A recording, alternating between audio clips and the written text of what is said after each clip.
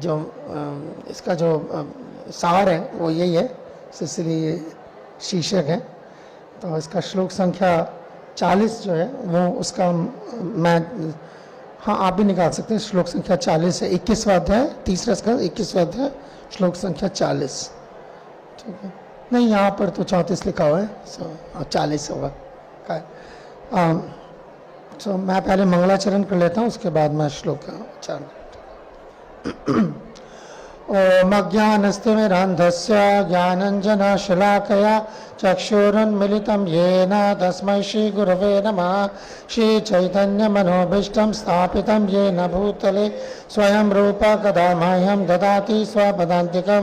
वन्देऽहं श्रीगुरो श्रीयुतापदकमलं श्रीगुरून् वैष्णवांश्च श्रीरूपं साग्रजातं सहगण रघुनाथान्वितं तं सजीवं साद्वैतं सावधूतं परिजनसहितं कृष्णचैतन्यदेवं श्रीराधाकृष्णपादान् सहगण ललिता श्रीविशाखान्वितांश्च।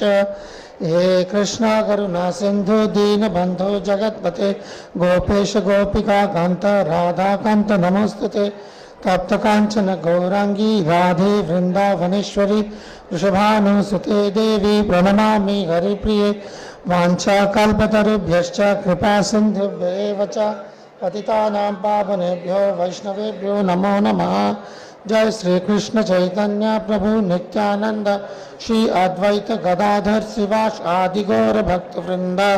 हरे कृष्णा कृष्णा कृष्णा हरे हरे, हरे राम राम राम हरे हरे। नमः ओं विष्णुपादाय कृष्णपृष्ठाय भूतले श्रीमते भक्तिवेदांत स्वामी निति नामिने। नमस्ते सारस्वते देवे गौरवाणी प्रचारिणे निर्विशेष शून्यवादी पाश्चात्य देशतारिणे।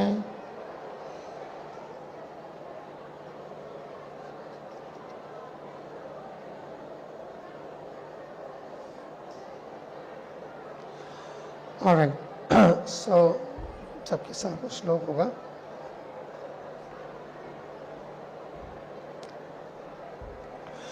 पुण्यद्रुमालता जालहि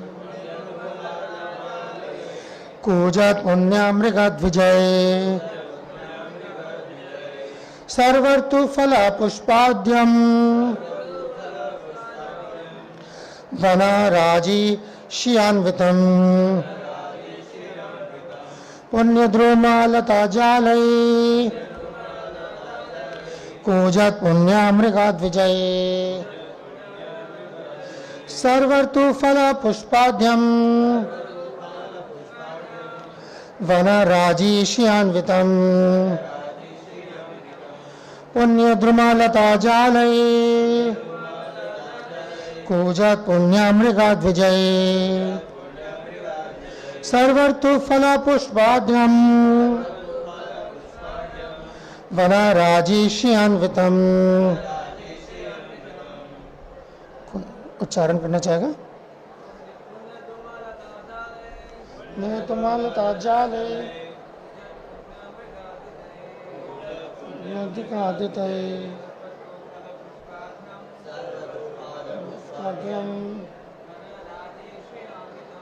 वनराजीष्यान्वितम्।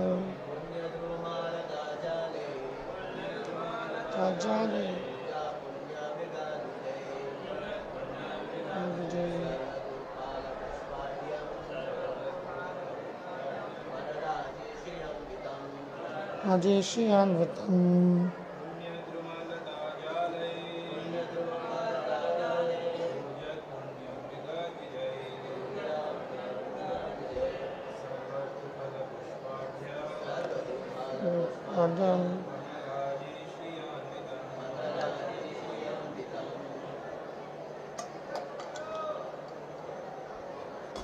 धन्यवाद।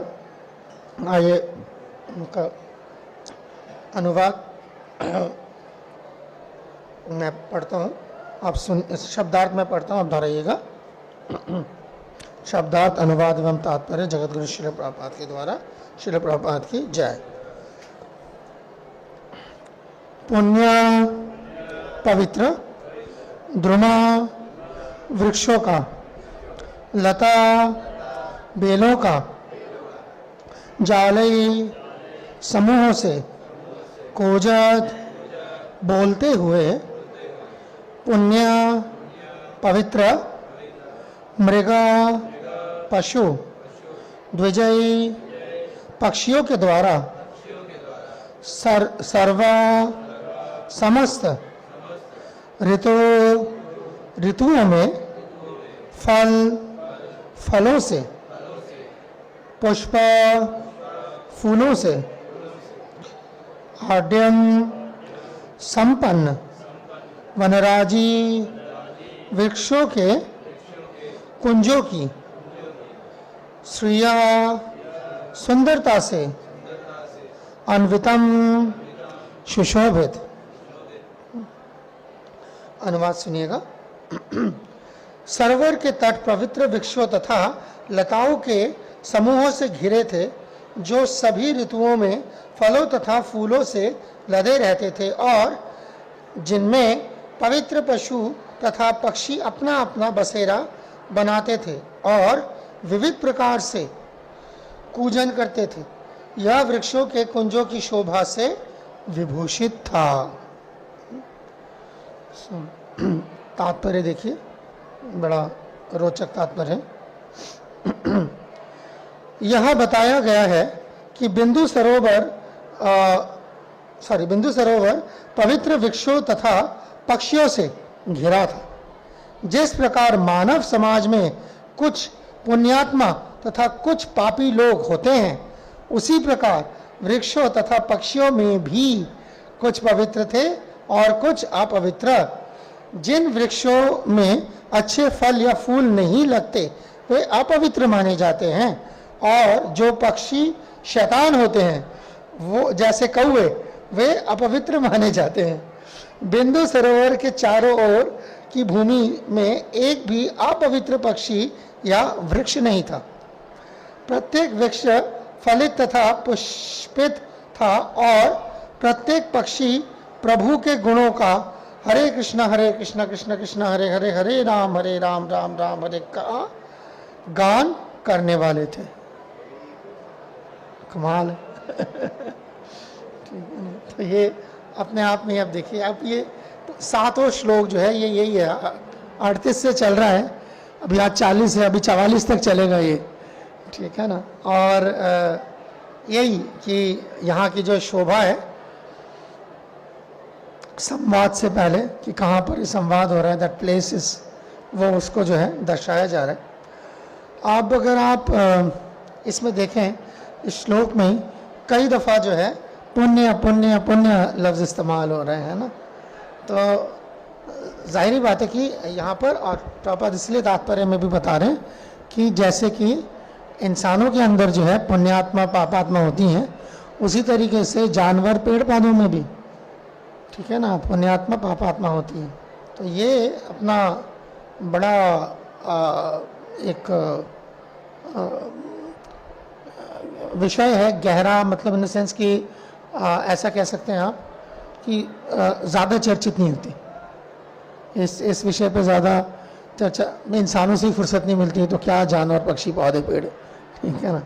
अब यहाँ जाहिर बात है भागवतम में इसका जिक्र किया गया है, तो ऑब्वियसली बड़ी तगड़ी वजह है इसकी, मगर फिर भी ये चीज़ देखने की ज़रूरत है। ये यहाँ पर ब्रह्मनिकल कल्चर एथिक्स के डिवोटीज़ हैं, तो उनको ये अंदाज़ा है कि पेड़ पौधे, जानवर, यानी कि पूरी की पूरी प्रकृति, पूरी की पूरी जो ये सृष्टि है, ये वर्ण के आधार पे बनी है ना। तो वर्ण जो है वो पहले भगवान ने वर्ण बनाया है और उसके बाद जो है आश्रम का आया है, और वो आश्रम जाहिर बात है वो इंसानों के लिए या उससे भी जो ऊपर के जो वो हैं प्राणी हैं उनके लिए है, मगर वर्ण तो सबके लिए है। तो ये जो वर्ण, ये वर्ण के हिसाब से ये चीज़ को बांटा गया कि पुण्य और पापात्मा, यानी कि जिनके अंदर सात्विक गुण ज़्यादा है तो वह पुण्यात्मा की तरफ है, जाहिर बात है उस तरफ से, और जिनके अंदर जो तामसिक गुण ज़्यादा है वो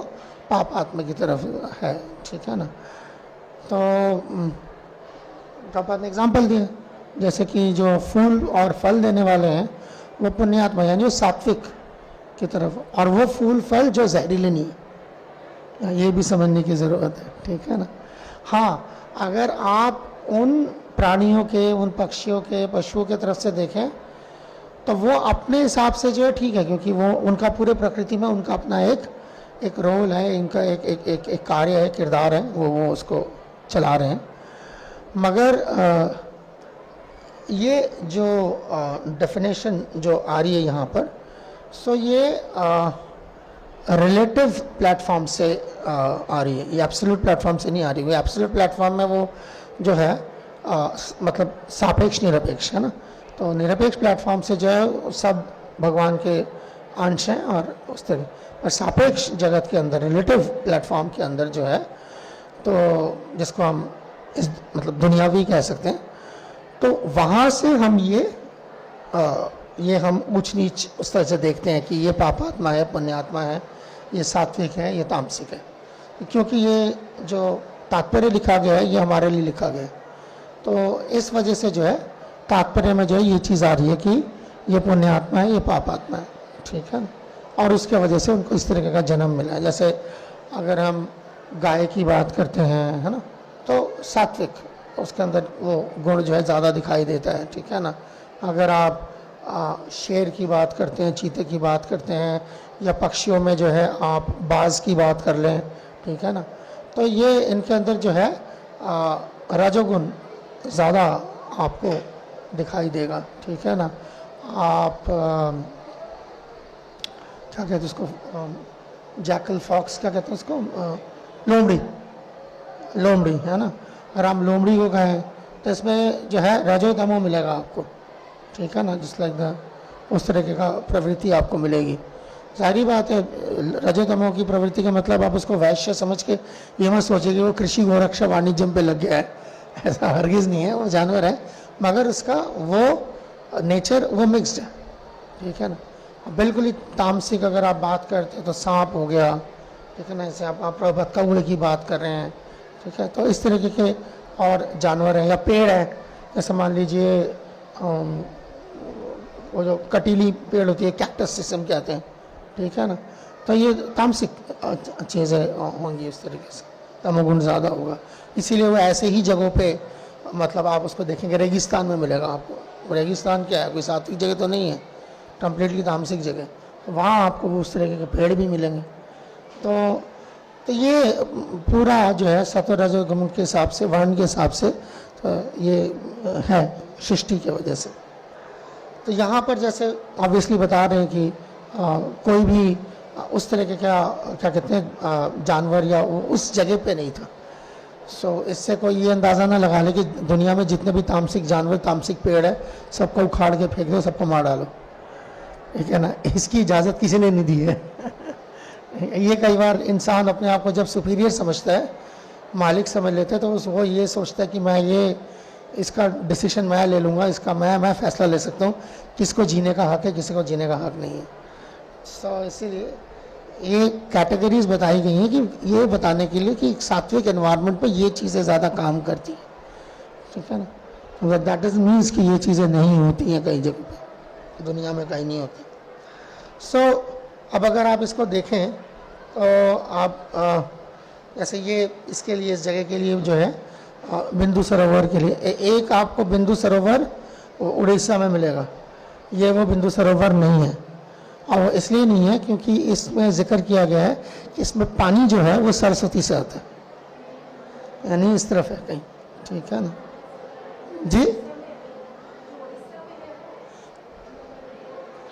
वो नहीं है, इसका सबसे बड़ा सबूत ही यही है कि इस सरोवर में पानी जो है वो सरस्वती से आता है। तो सरस्वती तो जाती है, सरस्वती गुजरात के साइड जाती है, ठीक है ना, तो इस तरफ ये गंगा, मगर असर जो है इसका बिल्कुल वैसा ही है कि प्रभुपाद एक जगह बता रहे हैं, इसकी जो तुलना कर रहे हैं वो गंगा की तरह ही कर रहे हैं कि जैसे हम गंगा में नहाते हैं तो हमारे जो ये भौतिक जो हमारी बीमारियां हैं वो दूर हो जाती हैं। तो इसमें भी ऐसे ही था कि शिवामृता जल, यानी कि ये इतना पुण्य जल है,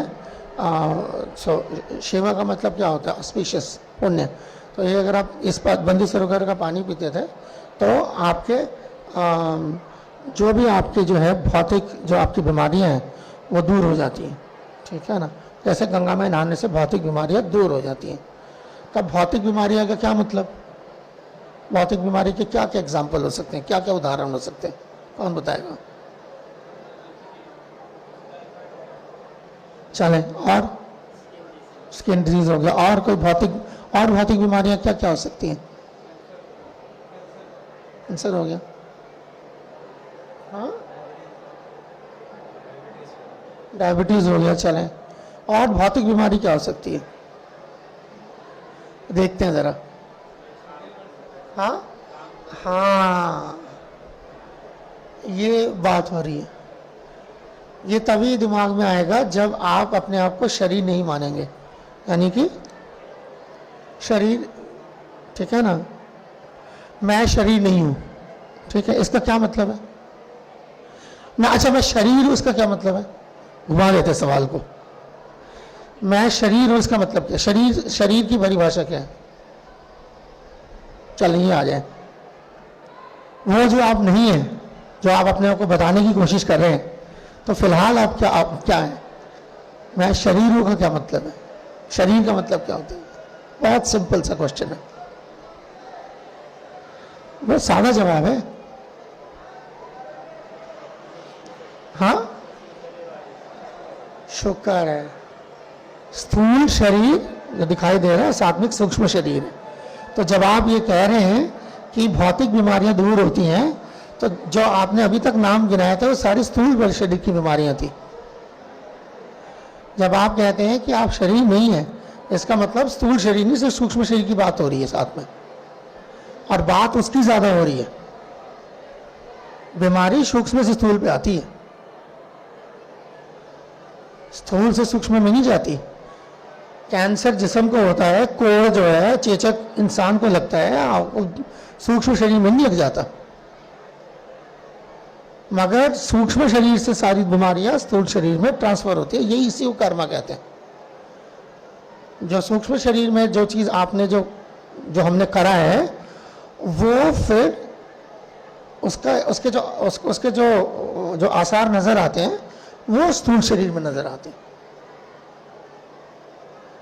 ठीक है, तो ये है, तो ये जो सारी बात हो रही है, ये इसकी हो रही है कि जब हम गंगा स्नान के लिए जाते हैं, तो वो सूक्ष्म शरीर, जब लोग कहते हैं गंगा में पाप धो के आओ, तो पाप यहाँ तो कहीं नहीं दिखाई दे रहे, तो पाप कहाँ होते हैं? तो सूक्ष्म शरीर में होता है।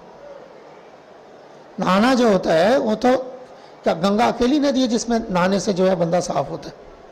कोई भी पानी नहाने से साफ होता है बंदा? उसकी खासियत ही यही है, जो जैसे बिंदु सरोवर की बात हो रही है, उसकी बात हो रही है कि वो सूक्ष्म शरीर को साफ करता है, जिसमें अगर आप वैसे देखें आंखों से तो पानी नहीं पहुंचता, ठीक है ना।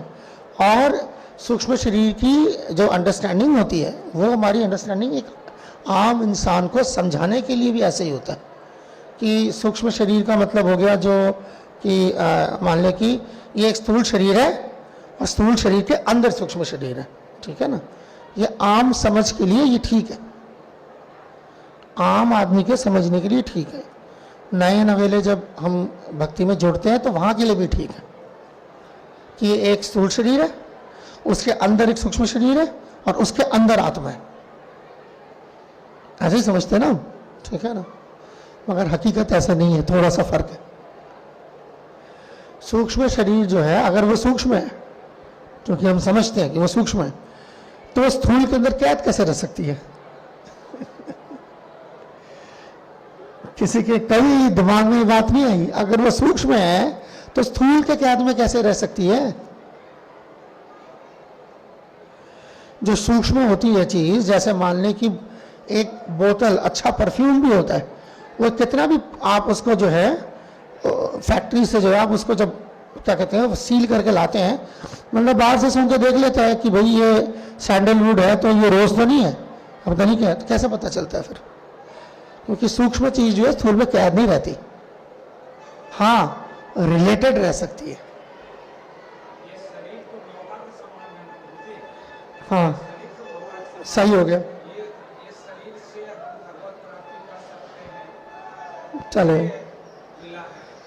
अरे जनाब, जो नौका में सवारी कर रहे हो ना, तो जगह है तभी सवारी कर रहे हो, हाँ जी, तो वो जो जी है ना, जो जहाँ पे आप बैठे हो उसे सूक्ष्म शरीर कहते हैं। हाँ, तो अगर आप वो नौका को फ्लैट चपटा कर दो तो बैठने की जगह नहीं होगी, वो तो पार हो जाएगा। लगी समझ बात? तो यहाँ पर सूक्ष्म शरीर की बात हो रही है, तो तुरंत निकले इसमें से बाहर, ठीक है ना। सो सूक्ष्म शरीर का ये मतलब है यहाँ कि जो वो संबंधित होता है। अब इसके 2-4 मिसालें ले लेते हैं। जब मैं रात को सोता हूँ, ठीक है ना, तो पूरा जिस्म तो सो रहा है ना, तो आप जब सपना देखते हैं तो कौन देख रहा है? और उस सूक्ष्म शरीर में पूरी दुनिया की सैर कराते हैं। इससे क्या पता चलता है? तो सूक्ष्म शरीर स्थूल से अटैच, जुड़ा जरूर हुआ है, मगर उस मायने में कैद नहीं है। जैसे मैं यहां बैठ के भी जो है मैं कहीं भी घूम सकता हूं, मेरा दिमाग के उससे मैं कहीं भी चला जाए, इधर चला जाऊँ, तो इसका मतलब क्या? मेरी प्रेजेंस वहां पर है, ठीक है ना। जिस्म का नहीं है, मगर वो उधर जिस्मानी तौर पे मैं यहाँ बैठा हूं, मगर दिमागी तौर पे मैं कहीं और हूं। तो ये सूक्ष्म शरीर की ताकत है। तो इसीलिए सूक्ष्म शरीर, हालांकि हमें लगता है कि जनरली शरीर के अंदर, मगर एक्चुअली अंदर क्या है, जब आप उसकी डाइसेक्शन करते हैं तो क्या निकल के आता है उसके अंदर से? कोई सूक्ष्म शरीर तो नहीं निकल के आता। वो वजह यही है कि आप सूक्ष्म शरीर को डाइसेक्शन से नहीं कैद कर सकते, ठीक है ना। वो उसके साथ जुड़ा हुआ है, कर्म के वजह से जुड़ा हुआ है। जैसे इसका कर्म पूरा हो जाता है, इसे छोड़ देता हूं, निकल जाता है। तो क्योंकि सिर्फ आत्मा थोड़ी निकलती है, सूक्ष्म शरीर के अंदर आत्मा निकलती है, साथ आत्मा निकलती। सो ये है सारा मसला। तो ये जो गंगा, या जब हम पाप नाश की बात करते हैं, जब भी, जैसे मान लीजिए कौन भक्ति का कोई मुझे अंग बताए जिससे पाप नाश नहीं होता। हम कहते हैं ना, जब हरे कृष्ण महामंत्र करते हैं तो पाप जो है वो उड़ जाते हैं सारे, ठीक है ना, मिट जाते हैं। ताली बजाते हैं तो पाप की चिड़िया उड़ जाती है। जब मैं चरणामृत लिखता हूँ तो फिर उसके बाद सर्व व्याधि विनाशनम, तो पाप हो गया ना, तो सारा तभी व्याधि। आप तुलसी की परिक्रमा करते हैं, यानी का नीचा पाप नहीं। तो भक्ति का कोई ऐसा हिस्सा हो जो पाप ना खत्म करता हो, सारे पाप खत्म करते हैं। तो अगर पाप खत्म करते हैं, इसका मतलब क्या? वो स्थूल पे तो काम कर ही नहीं रहा, वो काम ही सूक्ष्म शरीर से कर रहा है, ठीक है ना। भक्ति का कोई जो असर है वो सीधा सीधा स्थूल शरीर पे पहले नहीं पड़ता, बहुत बाद में पड़ता है, वो पहले सूक्ष्म पे पड़ता है। क्योंकि भक्ति का जो वो है, जो बुनियादी शर्त है, वो शर्त ये है कि जब तक ये शाम तो अंतगतान पाप जनाना पुण्य कर्मना, सही है कि जब तक आपके वो पाप खत्म नहीं होते तो तब तक आप क्या है, तब तक आप दृढ़व्रता नहीं हो सकते। तो ये धंधन उगता है ना, तो दृढ़व्रता, तो वो दृढ़, यानी कि भक्ति में भक्ति भवती नैष्ठिकम, जो अभी हम दोहरा रहे थे, है ना। तो वो निष्ठा में आने के लिए वो बेसिक पाप खत्म हो जाने चाहिए। तो उसके वजह से भक्ति के सारे जितने भी अंग बताए गए हैं, वो शुरुआत ही यहीं से होता है। गुरु को आप सबमिट करते हैं तो वहीं से शुरू हो जाता है, पाप कट रहे हैं। तो क्या मतलब है? कोई आप ये आप नवदीप नारायण से पाप खत्म होते हैं, तो सारा क्या मतलब? यही मतलब है इसका, कि वो सबसे पहले आपके लिए वो जमीन तैयार कर रहा होता है कि जहाँ से आप भक्ति अब ऊपर ही जाएगी, नीचे नहीं जाएगी, ठीक है ना। तो अनैष्ठ की भक्ति से नैष्ठ की भक्ति में आने के लिए वो भक्ति ही पहले जो है वो माहौल बना देती। जैसे यहाँ माहौल बनाया जा रहा है कि ये एक सात्विक माहौल बनाया जहाँ पर इस तरीके की बातचीत हो सकती है। जैसे हम यहाँ पर है, ये एक माहौल है ना, तो ऐसे माहौल के बगैर आप नहीं कर सकते। तो इसीलिए ये माहौल कितना ज़रूरी है। तो अदरवाइज भागवत में बंदा बोले यार ये तो कृष्ण का होना चाहिए, है ना, क्या यद कृष्ण संस्पृष्ट नहीं, हाँ कृष्ण संस्पर्शम ये शायद, या सो द आइडिया इज कि वो कृष्ण के टच में है। ये क्या पेड़ पौधे गिलहरियाँ दिखा रहे हैं, पेड़, इसका क्या उससे लेना देना? नहीं, इसका सारा लेना देना आप देखेंगे। ये क्योंकि तीसरा स्कंद है ना, ये हर ऐसी चीज़ जो 10वें स्कंद में आएगी उसकी प्रैक्टिस करवा देता है पहले, हर वो चीज़।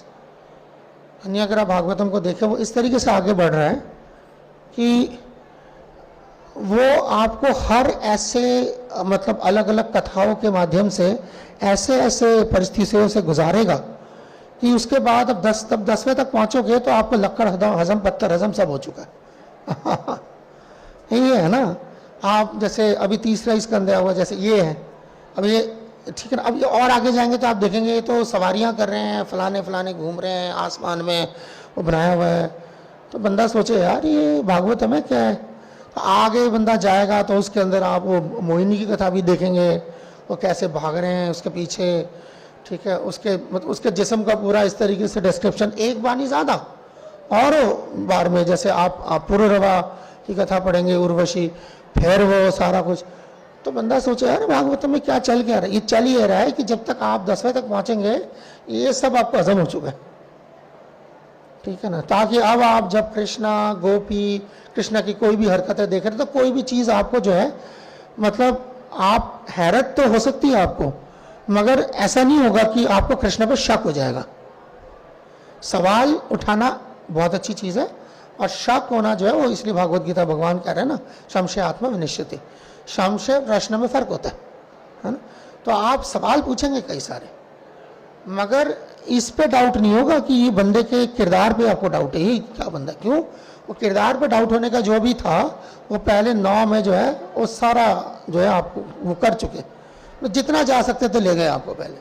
तो फिर उसके बाद तो ये भी ऐसे ही है कि जब आप कृष्ण, क्यों आप देखें, अब आप लोग आगे जैसे जाते हैं, यहाँ पे डिवोटीज, पुराने डिवोटीज हैं तो सब कुछ देखा होगा, तो कई लोग जिनको हम सहजिया कहते हैं, ठीक है ना, उनका सारा का सारा फोकस इसी पे होता है जी, कैसे मंजरी बनना है, कैसे मंजरी बनना है, कैसे मंजरी बनना है।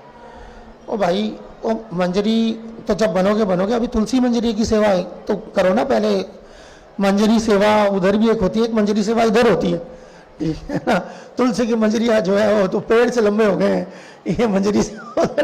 तो कहने का मतलब क्या है कि उसको तुलसी जो है वो एक पेड़ है, अगर हम तो उसको किसी चीज़ की कदर नहीं है, ठीक है ना। तो वो आप कोई तो भगवान के साथ, भगवान की मंजरी कोई हवा में तो नहीं बनेंगे, वो वहाँ पे एक यमुना भी होगी, वहाँ एक गोवर्धन भी होगा, वहाँ एक ये पेड़ पत्ते पौधे फूल पक्षी सारा ये सब कुछ होगा, उसके बीच तब जाके ना, वृंदावन ही नहीं है तो क्या मंजरी क्या करेगी बेचारी उसके साथ, कृष्णा के साथ, कृष्णा क्या करेंगे वहाँ, ठीक।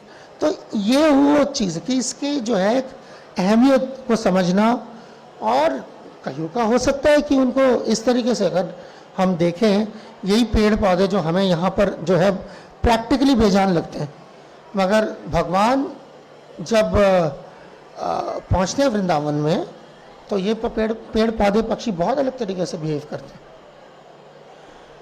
एक बहुत सिंपल सी मैं आपको बात बताऊं, अगर हम जानवरों की बात करें अगर, ठीक है ना, तो आप देखेंगे कृष्ण की वो तस्वीर, ठीक है ना, जिसमें कृष्णा राधा रानी या किसी गोपी को चूम रहे हैं, बड़ी मुश्किल से मिलेगा। मगर कृष्णा गाय को चूम रहे हैं, 20 तस्वीरें मिल जाएंगी। तो ये दिमाग में जो अगर है कि कृष्णा सिर्फ गोपियों को चूमते हैं, ना जी ना, कृष्णा गायों को भी चूमते हैं। तो जब कृष्णा के प्यार जताने का जो तरीका है वो सबके साथ बराबर है, ठीक है ना। हाँ, उस प्यार को एब्जॉर्ब करने का जो तरीका है वो सबका अलग अलग होगा, जाहिर बात है। तो जैसा बर्तन होगा वैसा आपको मिलेगा। मगर जहां तक कृष्ण का सवाल है, देने के टाइम से जो लिहाज से अगर आप देखें तो वहां कोई कमी नहीं है। तो अगर है ना, कृष्णा की हम तस्वीरें, जो हमारे कृष्णा बुक की तस्वीर है, जैसे कृष्णा बांसुरी बजा रहे हैं और कंधे पे रखा हुआ है राधा रानी के हाथ, है कि नहीं। तो हम देखते कृष्णा, वो पेड़ होते हैं, पेड़ों पे भी हाथ रखे जो है सारे, तो कमी आपको कहीं नहीं मिलेगी, कृष्णा के बिहेवियर में कहीं कमी नहीं मिलेगी किसी के साथ में, सही है। तो इसीलिए वो पेड़ पक्षी भी जो है, जो अपने हिसाब से वो अपना 100% दे रहे होते हैं, ठीक है ना। पेड़ झुक जाएगा, और धूप तेज हो रही होगी तो बादल बीच में आ जाएगा, ठीक है ना। कई बार ऐसा है कि कृष्णा अगर उल्टा चल रहे हैं यमुना के तीर पे, तो यमुना उल्टी चलने लगेगी साथ में। तो ये सारी चीज़ें जो हैं वो जो जैसे हैं वो उस हिसाब से उसको उनको वो करते हैं। पेड़ में अगर पेड़ के नीचे खड़े होकर अगर कृष्णा बांसुरी बजा रहे, तो अगर वो फूल देने वाले फूल है वो फूल उग जाएंगे, और अगर वो फल देने वाले तो फल उग जाएंगे। जो फूल फल इतना नहीं है तो उसमें से क्या कहते हैं शहद, वो शहद टपकने लगेगा, तो सबका अपना अपना तरीका है, ठीक है ना। तो अगर अब उस तरीके से अगर कोई बंदा बोले कि भैया गोपियाँ जब खड़ी होती कृष्ण के साथ, तो गोपियाँ कृष्ण बांसुरी बजाते तो ना फूल उगते ना पत्ते उगते, तो अगर आप इधर से कंपेयर कर रहे हैं तो फिर इधर भी नहीं है फिर वो चीज़। हर कोई हर तरीके अपने अपने तरीके से जो है भगवान की सर्विस कर रहे हैं। सो ये बड़ा एक चीज़ है कि इसी वजह से अब और इसमें जो आप चलते हैं थोड़ा सा जिसको हम आध्यात्मिक कहते हैं, ठीक है ना। तो आध्यात्मिक में जो चीज़ें कई बार इस दुनिया में ज़्यादा अच्छी नहीं मानी जाती है, कदर नहीं होती, ऐसा कह लेते, कदर नहीं होती।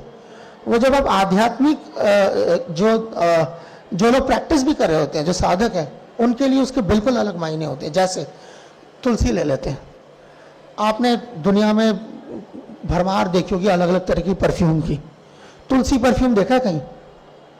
क्योंकि तुलसी की परफ्यूम अच्छी नहीं मानी जाती दुनिया में, जंगली माना जाता है, जंगली सा एक उसका जो फ्रेग्रेंस है। मगर जो साधक है उनको अब तुलसी की फ्रेग्रेंस बड़ी अच्छी लगने लग जाती है। अक्सर आप देखेंगे डिवोटीज जो है तुलसी सूंघेंगे, या भागवतम में भी आता है ना, तस्यारविंद नयन से पदारविंद किंजल का तुलसी मकरंद वायु। तो वो साधक के लिए जो है वो तुलसी चेंज हो, जो आम आदमी के लिए जो है क्या है, कोई वो है सूंघने वाली चीज़ है। गुलाब सूंघो है ना, जैस्मिन सूंघो, ठीक है, तुलसी का क्या मतलब। तो वही है, जब आध्यात्मिक वो कनेक्शन की वजह, कोयल की आवाज़ दुनिया में हर जगह सबसे खूबसूरत मानी जाती है, पूरी दुनिया में कहीं चले जाए ककू है ना, ठीक है। मगर आप जो साधक है वो सुबह जब वृंदावन में जो है क्या कहते हैं, मोर काँव काँव, और तो काँव काँव ही कर रही है ना, वो क्या कर रही है वो, मगर साधकों को बड़ी अच्छी लगती है। आप समझ रहे हैं बात को? दुनियावी एंगल में कभी भी आपको कीजिए कोई मोर की आवाज़ के रिकॉर्डिंग लेके जो है बंदा को चला ना पिक्चरों में जब आता है तो कुकुरु कुकुरु कुकुरु कुकुरु, मगर ये नहीं आता। तो वो साधकों के लिए जो है वो चीज़ अलग नज़रिए से वो देखते हैं, यही पेड़ यही जानवर है कि नहीं, ठीक है ना। तो वो इस तरीके से जो है, मतलब जब आप आध्यात्मिक नज़रिए से चीज़ों को देखते हैं तो वो पाप और पुण्य से अलग दिखाई देने लगते हैं, उसकी जो वो है। तो इस तरीके लाइक कूजत कोकिल हंस सारस गना तीरे मयूरा कुले, तो ये वैसे ही है, नाना रत्नवद्ध विटप श्रीयुक्त वृंदावन। तो ये वो चीज़ आपको दे रही है। मायापुर में जो लोग बाहर से आते हैं वो क्यों आते हैं, ये देख इसके लिए आते हैं, वो याद ये ज़्यादा करते हैं। डीटीज के दर्शन तो आज भाई टेक्नोलॉजी के बदौलत बंदा इंस्टा पे बैठ के कर ले, ऑनलाइन कर ले, क्या दिक्कत हो रही। मगर जो आपको जो रियल टाइम एक्सपीरियंस है वो इसी की वजह से है सारा। और हम लोग जैसे वृंदावन को आज हम देखते हैं, जो सिटी उसका जो हाल हो रहा है, और मायापुर को लेके आज जो हमारे कंसर्न्स हैं वो यही तो है। और क्या है कि यही ख़त्म हो रहा है ना, जो हो रहा है, जो कॉन्क्रीट आ रहा है उसको ख़त्म कर रहे हैं। तो वही उसके साथ साथ उस माहौल में फ़र्क पड़ता है, उससे पड़ता है, उससे फ़र्क। सो इसको अप्रिशिएट करना, और ख़ासतौर पर मायापुर में जो लोग बाहर से आते हैं, सबसे ज़्यादा तो खैर मायापुर को गंदा वही करते हैं जो बाहर से आते हैं, प्लास्टिक फेंकेंगे, वो फेंकेंगे, कुछ भी नहीं होगा तो थूकते रहेंगे इधर उधर जहाँ मर्जी। तो और चीज़ें हैं। So we taking care of this and that is a service to Krishna. One of the कई बार डिवोटीज पूछते हैं कि मायापुर में जाए क्या सेवा करें, मायापुर में जाए क्या करें। अगर बंदा आए मायापुर में, 20 चीज़ें जिसमें एक पैसा नहीं लगता। जैसे मान लो कि कोई बाहर से आया मायापुर से और अभी भगवान का दर्शन करना चाह रहा है, जाना चाह रहा है, भगवान के लिए क्या लेके जाऊं, कुछ भी नहीं है। ये जो ऐसी वो प्लास्टिक की बोतलें होती है ना, जो आपकी बिस्लरी की फेंकी हुई होती है सड़कों पे, उसको ज़रा धो धा के चले जाए। यहाँ 1 किलोमीटर दूर 2 किलोमीटर दूर गंगा है, एक बोतल डाल के ले आए, रख दे डिटीज़ के सामने। मैं गारंटी देता हूँ वो गंगा का पानी जो है कोई डिवोटी अपने घर के पी नहीं जाएगा। वो डिवोट सीधा डिटीज़ के सर्विस में डायरेक्टली इस्तेमाल होगा। अपने वहाँ से आ रहे हो तो तुलसी तोड़ के ले, सूखी भी काम आ जाती है, रख दे भगवान के सामने, क्या पैसे लगते हैं उसके। नीयत चाहिए, उसके बाद आप दिमाग चलेगा, आप 20 तरह की सर्विसेज कर सकते हैं जिसमें एक नया पैसा नहीं लगता भगवान के सर्विस के लिए। ये तो यहाँ पर मंदिरों में झाड़ू होता है, चीज़ें प्रॉपर समाधि है या वो समाधि क्षेत्र है, जाके झाड़ू लगा ले, कौन से पैसे लग रहे हैं।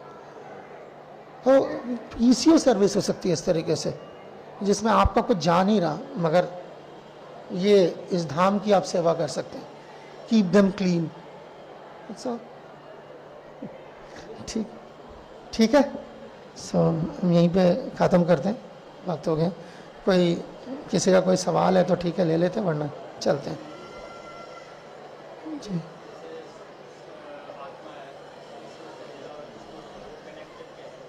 कर्मा, कर्मा की डोर।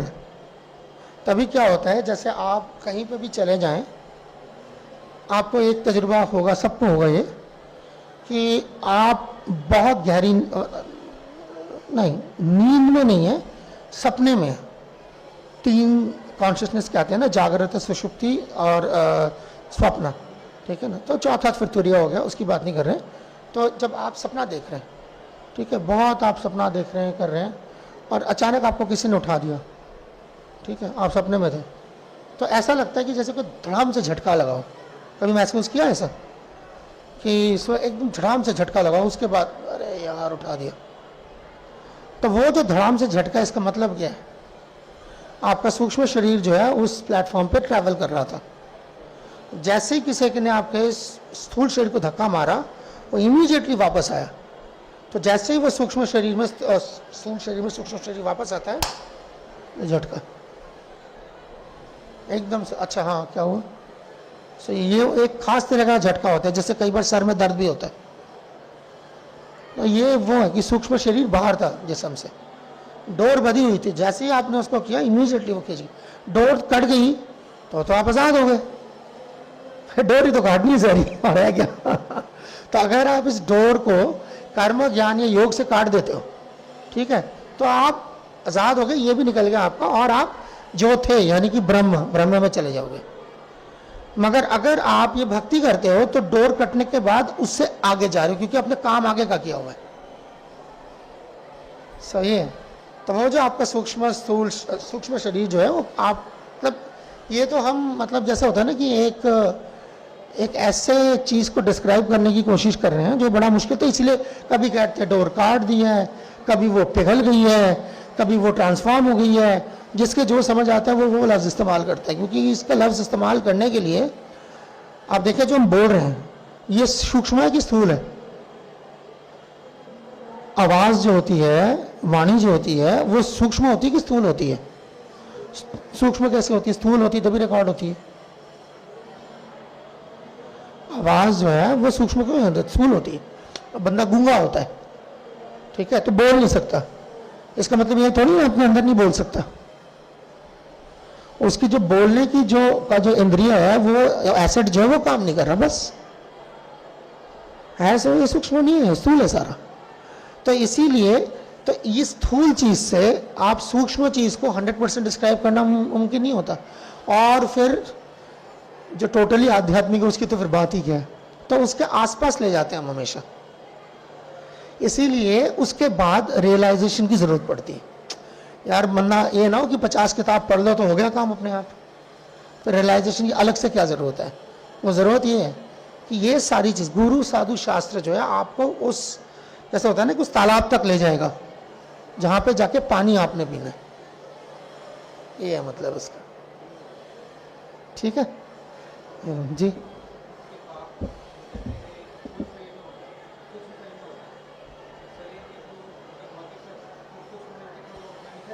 हाँ और क्या, हाँ और क्या है। ये तो बुखार क्यों लग गया अचानक? बंदा पूछे ना कि अगर बुखार लग गया तो सबको क्यों नहीं लग रहा? तो सूक्ष्म शरीर का हिसाब है ना, वो बिल्कुल वैसे ही है जैसे जिनको एस्ट्रोलॉजी की समझ ठीक नहीं होती है, वो सितारों को गालियां दे रहे होते हैं कि मेरा फलाना सितारा गर्दिश में है, ये खराब हो गया, फलाना है। वो सितारों से क्या दुश्मनी, वो पता नहीं अपने जगह बैठा हुआ है। वो तो मैनिफेस्ट कर रहा है ना आपके कर्म को, वो सितारे दूसरे के पीछे क्यों नहीं पड़ रहा? तो आपसे कोई जानी दुश्मनी थोड़ी उसकी। वो तो अब भाई सीधी सीधी बात है, अगर मेरे पास ये, हाँ ना, जैसे अब जैसे मान लो ये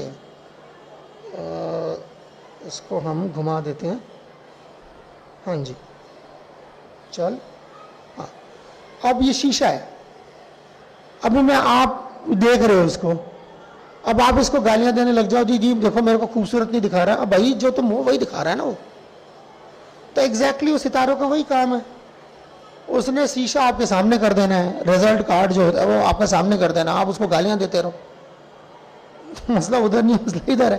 तो बिल्कुल उसी तरीके से ये है, सूक्ष्म शरीर जो है वो शीशा है, वो आईना है। और चेतो दर्पण मार्जनम का क्या मतलब है? जो शीशा है वो आप साफ कर रहे हैं। अब शीशे में जैसी आपकी शक्ल है, वो चेचक हुआ है तो वो वैसे ही दिखेगा। आपने उस पर आप शीशे पे तेजाब मारते रहो तो कुछ नहीं होना। तो चीज आखिरी फिल्म चलना है।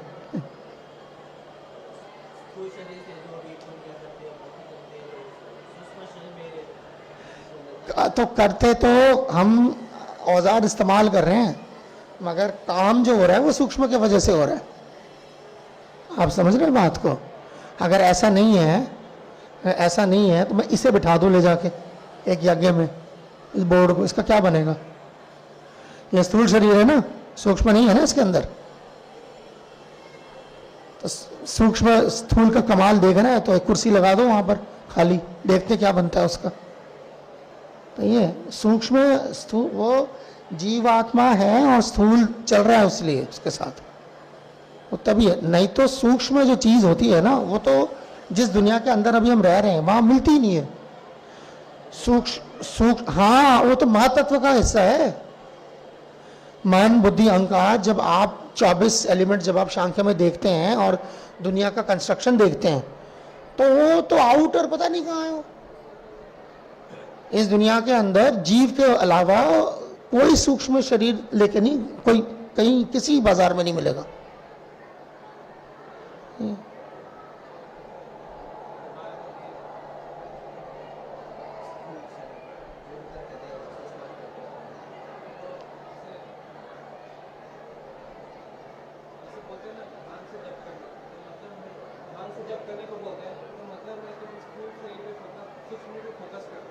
मैं अपने आप पे फोकस कर रहा हूं, जब तो आत्मा कर रही है ना यार।